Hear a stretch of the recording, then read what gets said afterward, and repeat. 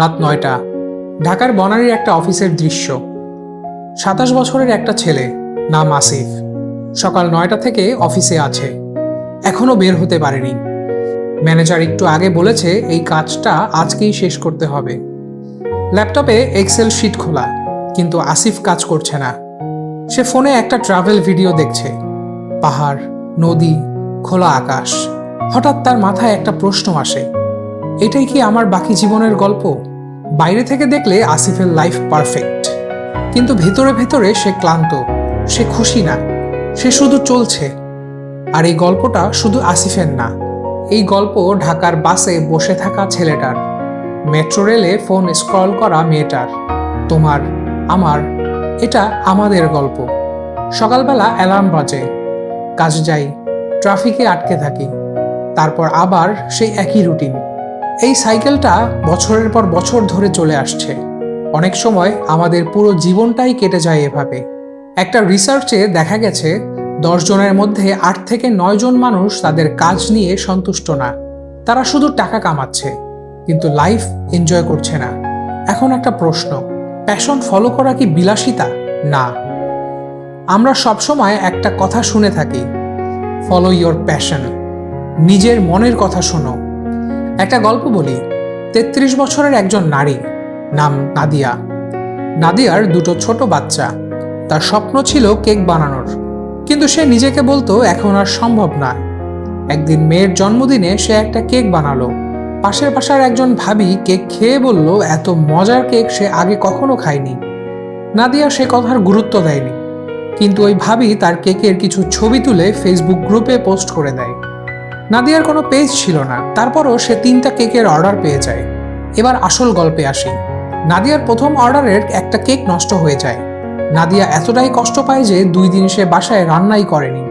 সে ভাবলো আমি আর পারবো না, আমার দ্বারা হবে না। এই জায়গাতেই 80% মানুষ থেমে যায়, কিন্তু সে থামেনি। সে আবার শুরু করার সিদ্ধান্ত নেয়। ধীরে ধীরে সে কাজটার মধ্যে ডুবে যেতে শুরু করে। এই যে অনুভূতিটা, যখন তুমি কাজ করতে করতে সময় ভুলে যাও, এটাকে বলে ফ্লো স্টেট। তোমার প্যাশন তুমি চিনবে এই অনুভূতি দিয়ে। পৃথিবীতে 12,000+ ক্যারিয়ার আছে, আর তুমি হয়তো এর মাঝে কাজ জানো 10 থেকে 15টা। সমস্যা আগ্রহে না, সমস্যা হচ্ছে আগ্রহ প্রকাশ করা নিয়ে। তুমি জানোই না সামনে কি আছে। একদিন আসিফের সাথে একটা ঘটনা ঘটে। রাত 2টার দিকে হঠাৎ তার ঘুম ভেঙে যায়। তার বুক ধড়ফড় করছে। তাকে ধানমন্ডির একটা হাসপাতালে নেওয়া হয়। ডাক্তার বলে ভয়ের কিছু নেই, এটা হার্ট অ্যাটাক না, প্যানিক অ্যাটাক। ডাক্তার তাকে আরো বলে স্ট্রেস কমাতে হবে, কিন্তু সে জানে সে জব ছাড়তে পারবে না। তার কিছু ঋণ আছে, তার পরিবার আছে। সেই রাতে তার ছোটবেলার একটা শখের কথা তার মনে পড়ে। ছোটবেলায় সে তার নানার সাথে কাঠ খোদাই করার কাজ করত। হাসপাতাল থেকে বাড়ি ফিরে এক শুক্রবার সে পুনরায় চেষ্টা করে কাঠ খোদাই করে কিছু একটা বানানোর। 1 মাস পর সে নিজেই নিজের কাজ দেখে অবাক হয়ে যায়। 6 মাস পরে সে তার কাজ ফেসবুক পেজে পোস্ট করা শুরু করে। একদিন এক বিদেশে থাকা বাঙালি তার কাজ দেখে অর্ডার দেয়। ছোট একটা অ্যামাউন্টের কাজ, কিন্তু রিয়েল মানি। 2 বছর পর তার একটা সাইড ইনকাম দাঁড়িয়ে যায়। এখন তার জীবনে একটা প্যাশন আছে, যেটা শুধু তার নিজের। এখন তোমার জন্য একটা ক্লিয়ার প্ল্যান। Step 1, explore. প্রতিদিন 30 মিনিট সময় দাও নতুন নতুন জিনিস সম্পর্কে জানার। Step 2, engage.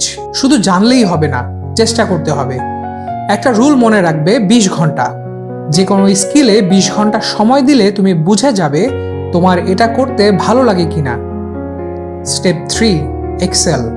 এখন একটা জিনিস বেছে নাও, তারপর সেটাতে নিজেকে দক্ষ বানাও, স্কিল আয়ত্ত করো।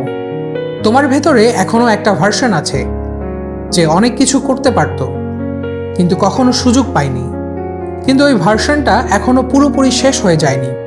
তার অস্তিত্ব এখনো আছে, চুপচাপ অপেক্ষা করছে, একটা সুযোগের অপেক্ষা। প্রশ্নটা খুব সিম্পল, তাই আবার জিজ্ঞেস করছি, তুমি কি তাকে একটা সুযোগ দিবে, নাকি ধীরে ধীরে তাকে মেরে ফেলবে?